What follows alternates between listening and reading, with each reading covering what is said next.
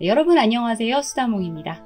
어쩌면 당신이 원했던 세계사를 흔든 사랑 중 챕터 15 황태자 루돌프 사랑하는 여인과 영원히 이야기해 보도록 하겠습니다. 1876년 오스트리아 황태자 루돌프가 연인 마리 베체라와 함께 자살을 합니다. 두 사람의 이 비극이 신문에 보도되고 나서 두 사람의 자살을 모방한 자살이 유럽 전역에서 잇따라 일어나게 되는데요. 유행처럼 자살이 퍼졌던 것이죠. 프랑스와 이탈리아 그리고 독일에서 갑자기 아주 많은 커플들이 자살을 했다고 합니다. 한 나라의 황태자였던 루돌프는 왜 자살이라는 극단적인 선택을 했을까요? 그에 대한 이야기를 하기 전에 그의 부모의 불행한 결혼사를 먼저 이야기해 보아야 되겠습니다. 오스트리아의 역사는 합스부르크 왕조의 그 뿌리를 두고 있지요. 17세기와 18세기가 지나는 동안 합스부르크 제국은 유럽의 강대국 가운데 하나였습니다. 하지만 나폴레옹에게 패한 후 신성 로마 제국이 해체가 되고 그 넓은 영토에 게르만, 헝가리, 유대인 등 다양한 민족과 인종 간의 충돌로 쇠락의 길을 걷게 되는데요.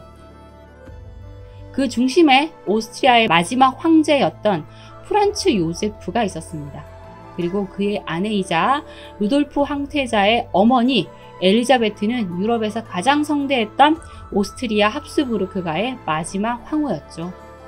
19세기의 다이애나라고 불리는 그녀는 당시 유럽의 모든 왕실을 통틀어 가장 많은 사랑과 미움을 동시에 받던 여인이었습니다. 1848년 12월 프랑스 2월 혁명을 시발점으로 촉발된 빈의 3월 혁명이 오스트리아 제국 곳곳에 번지게 되었던 시점에 18살의 나이로 오스트리아 황제가 된 프란츠 요제프 1세. 집권 초기에는 신중한 보수주의적 개혁 정치를 펼쳐나가게 되는데요. 사실 즉위 초 실제적으로 강력한 권력을 휘둘렀던 이는 그의 어머니 소피아였습니다. 그리고 프란츠 요제프는 어머니의 권유로 외사촌 헬레네와 결혼을 할 예정이었고 1853년 헬레나는 청혼을 받기 위해서 온 가족이 다 함께 바투이슐 휴양지로 향하게 됩니다.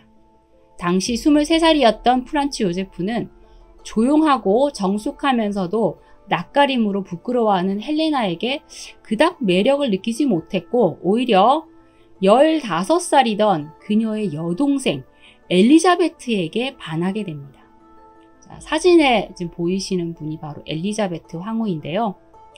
어린 엘리자베트는 자신이 황후가 될 수 있다라는 어떤 그런 환상에 설레는 마음을 가졌고 결국 프란츠 요제프에게 호감을 표하게 되면서 그 이듬해인 1854년 4월 두 사람은 이 소피아의 반대를 물리치고 결혼을 하게 됩니다. 하지만 어린 나이에 황후가 된 시시는 엘리자베트의 애칭입니다. 사실 시시는 어린 시절 시골에서 자유롭게 자란 탓에 보수적이고 경직된 이 비엔나 왕실에 적응하지 못했습니다. 시어머니이자 이모인 소피아의 강압과 속박은 그녀를 숨막히게 했죠. 소피아는 엘리자베트를 궁중에 맞는 예법을 익히게 해서 자신의 입맛에 맞는 황후로 만들고자 했는데요. 걸음걸이, 몸짓, 말투 모든 것을 간섭하고 엘리자베트가 조금이라도 실수하면 호통을 치고 몰아붙였다고 합니다. 엘리자베트는 이모이자 시어머니인 소피아를 두려워했고 급기야는 증오하기에 이르게 되는데요.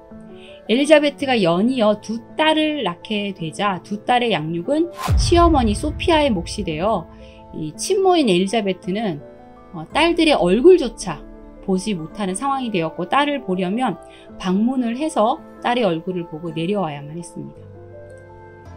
자, 이런 상황에 지쳐 있었던 엘리자베트는 결혼 3년째 되던 해 소피아의 충고를 무시하고 두 딸을 데리고 헝가리 여행을 하게 되는데 그때 큰 딸이 갑작스러운 병으로 사망을 하면서 큰 충격을 받고 이후로 궁전 생활을 더욱더 어려워하게 됩니다. 그리고 엘리자베트는 큰딸이 사망한 지 1년도 되지 않은 1458년 황태자 루돌프를 낳게 되는데요. 엘리자베트가 격심한 상고 끝에 이 황태자를 낳았고 황태자의 탄생에 101개의 축보가 울리며 온 나라가 축하를 했다고 합니다. 하지만 엘리자베트는 너무 힘든 격산 끝에 이 아들을 낳게 되면서 열병에 걸려 몸이 쇠약해졌고 갓 태어난 아들 루돌프의 양육 역시 엘리자베트의 몫이 아니었습니다. 황태자가 된 루돌프를 시어머니 소피아가 포기할 리 없었고 시어머니와는 더 이상 다투는 것조차 싫었던 엘리자베트는 순순히 아들을 내어놓게 됩니다. 자, 그렇게 시어머니 소피아가 손주의 양육을 맡았고 엘리자베트는 이 맏딸의 사망 이후 아이들의 양육에 관심을 끊어버렸죠. 그리고 엘리자베트는 오로지 몸매 가꾸기에만 몰입하게 됩니다. 타고나기를 아름다웠던 엘리자베트는 이 풍성한 머리카락과 날씬한 몸매, 아름다운 얼굴로 이 유럽 최고의 미녀로 찬사를 받고 있었는데요. 시어머니 소피아와의 불화, 엄격한 궁중 생활의 부적응, 또 이 헝가리 여행 중에 맏딸의 사망 등 여러 가지 사건 사고 이후에 정신적인 고통을 겪으면서 자신의 미모를 가꾸는 것으로 스트레스를 풀려고 했던 것 같습니다. 그런데 너무 지나치게 미모 가꾸기에 몰입을 했는데 그 귀하다는 우유로 목욕을 하고 이 황후 최초로 궁중에 피트니스 센터를 지어서 매일매일 운동을 했던 것이죠. 그녀가 얼마나 아름다웠던지 이 합스부르크 황궁에 와 있던 미국 대사가 본국에 있던 어머니에게 엘리자베트의 외모를 극찬하는 편지를 보내기도 하는데요. 황후는 아름다움의 극치입니다. 날씬하고 잘 빠진 몸매에 풍성한 연갈색 머리카락, 그리스풍의 낮은 이마, 부드러운 눈매, 진홍빛 입술, 상큼한 미소, 음악처럼 울리는 낮은 목소리, 수줍은 듯 사람을 따사롭게 감싸는 태도, 아, 그녀는 정말 아름답습니다. 라는 편지를 보냈던 것이죠. 주변의 이런 감탄이 그녀가 외모에 더욱 집착하게 만드는 부분이 아니었나 싶습니다. 자, 그러는 사이 엘리자베트의 아들 루돌프는 아주 고통스러운 시간을 보내고 있었습니다. 할머니 소피아는 루돌프가 장차 황제가 될 몸이라는 이유로 7살 때부터 강력한 군대식 교육을 받게 했는데요. 루돌프의 가정교사 곤트레코트 백작은 장군 출신이었는데 강한 황태자를 만들기 위해서 고작 7살인 루돌프를 추운 겨울 새벽에 깨워서 눈 속을 행진하게 하고 냉수 목욕을 시켰다고 합니다. 그리고 아무도 없는 숲속에 루돌프를 버리고 오면서 혼자 돌아오게 했다고 하죠. 그리고 심지어 루돌프를 깨울 때 루돌프가 빨리 일어나지 않으면 옆에서 권총을 쏘아서 그 소리에 일어나게 했다고 합니다. 그리고 8살 때 총을 쏴서 사슴 사냥을 하도록 했는데 이때 루돌프가 사슴 사냥에 성공을 하자 이 어린 아들이 총을 쏘는 것에 대한 위험을 전혀 인지하지 못했던 아버지 프란츠 요제프는 어린 사냥꾼 만세 하면서 아들을 칭찬하기도 했습니다. 사실 이건 황태자 교육이라는 명목하에 자행된 아동학대였던 것이죠. 뒤늦게 이 사실을 알게 된 엘리자베트는 시어머니 소피아에게 반기를 들게 됩니다. 자식들과 관련된 모든 문제에서 내게 전권을 주지 않으면 나는 당신 곁을 떠나겠어요. 남편 프란츠 요제프에게 이렇게 선언을 하자 아내의 강경한 태도에 결국은 이 아내의 요구를 들어주게 되는데요. 이후 황태자의 교육을 맡을 스승도 자유주의 사상을 지지하고 있던 정치가인 요제프 라투르 백작으로 교체되게 됩니다. 하지만 그렇다고 해서 엘리자베트는 아들을 돌보았던 것은 아니었어요. 건강상의 이유로 자주 여행을 하며 궁을 비웠고 여전히 아들을 제대로 돌보지 않았죠. 자, 루돌프는 상처받은 마음을 치료받지 못하고 성장을 하게 되면서 신경과민 증세를 보이고 자주 병을 앓았으며 폭력적인 성향을 보이기도 했습니다. 그리고 바쁜 아버지와 자신을 외면한 어머니에 대한 원망을 가슴에 품고 있었죠. 그리고 청년이 되어서는 말수가 적고 예민하고 어두우며 종잡을 수 없는 성격이 됩니다. 루돌프 황태자는 인내심과 이 책임감이 무척 강한 아버지인 이 프란츠 요제프 1세에 비해서 자제력이 좀 약하고 즉흥적인 모습을 많이 보였다고 하지요.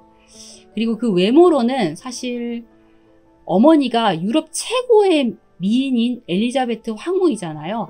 그녀에게 물려받은 아름다운 색깔의 눈과 갈색 머리카락, 그리고 날씬한 몸매를 가진 청년으로 자랐는데 좀 어둡고 뭔가 우수에 찬 그런 눈동자를 가지고 있었기에 또 여심을 흔들기에 충분했다고 합니다. 자, 그런 루돌프 황태자는 22살 나이에 벨기에 국왕 레오폴드 2세의 딸 스테파니와 결혼을 하는데요. 정식 이름이 길죠. 스테파니 크로틸드 루이즈 헤로민 마리 샬로트입니다. 저희는 스테파니라고 하죠.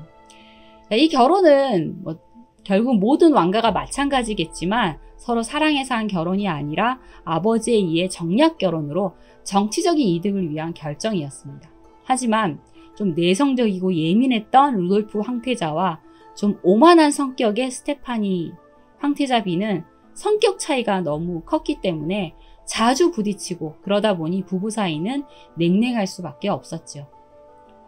스테파니가 고대하던 아들 대신 딸 엘리자베트 마리를 낳은 후로는 좀 병약해져서 더 이상 아이를 낳을 수 없게 되자 두 사람의 사이는 더 극도로 나빠졌다고 합니다.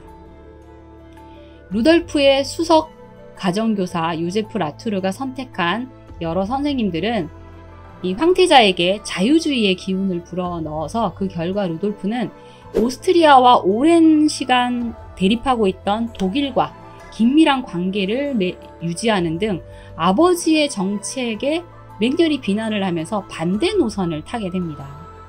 루돌프는 자유주의 사상과 부르주아 이념의 소유자였고 또 유럽의 동향이 빠르게 변하고 있었는데 그 다양한 정보를 접하면서 세상의 변화를 이해하고 사실은 미래에 대한 통찰력이 있었다고 볼 수밖에 없어요.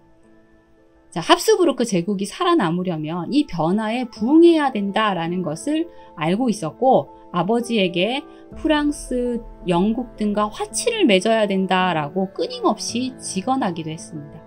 하지만 절대 군주 체계에 대한 확고한 의지를 가지고 있었던 프란츠 요제프 1세는 아들이 불온 사상에 물들었다고 생각을 해서 모든 국사에서 배제시켜버렸고 궁정 사람들도 이 황태자를 불신하는 그런 상태가 되자 자신의 신세를 한탄했다고 합니다.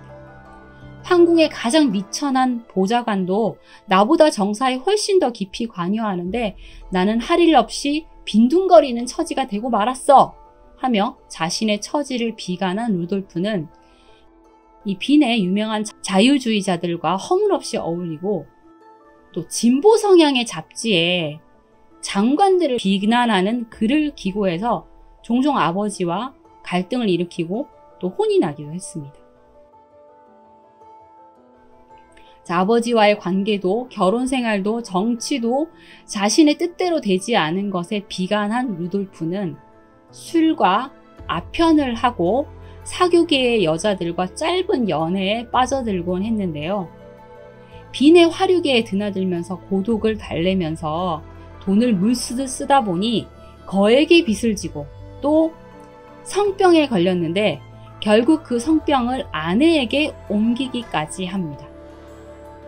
자, 그리고 삶의 흥미를 잃은 황태자 루돌프는 화류계에서 사귄 애인인 미차 카스파르라는 여인에게 우리 함께 자살할래? 라는 제안을 하는데 그녀가 웃으면서 농담하지 마세요 라고 하는 바람에 그의 소망은 이루어지지 않았습니다.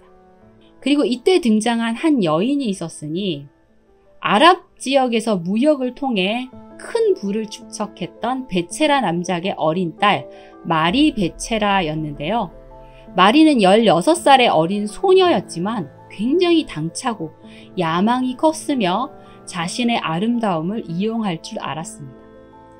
사실 남작은 귀족이라도 그렇게 지위가 높은 귀족이 아니어서 높은 지위의 황족과 귀족들이 모이는 곳에 갈 수가 없었던 마리 베체라는 황족부터 귀족, 부르조아 계급들이 모두 모여드는 경마장을 자주 찾게 되는데요.